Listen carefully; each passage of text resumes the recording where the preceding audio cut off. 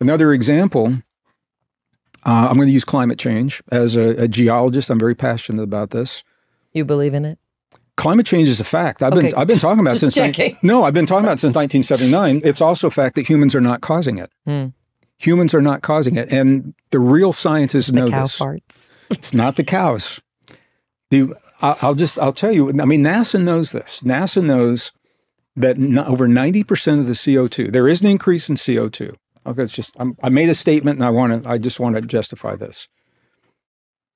Is there more CO2 in the atmosphere now than there was 10 years, 20, 50, 100 years ago? The answer is absolutely yes. Is it a bad thing? The answer is no.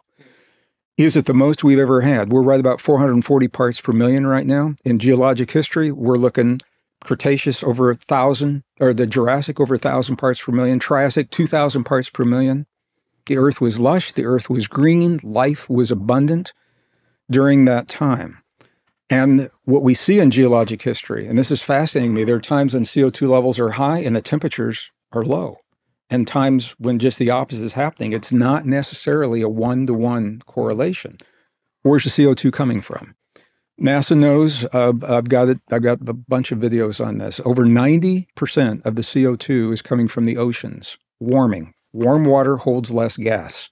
Here's the kicker.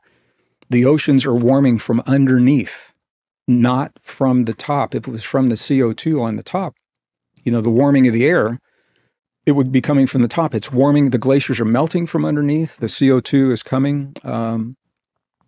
The oceans are warming from underneath from tectonic processes that happen about every 12,500 years that people just don't want to talk about.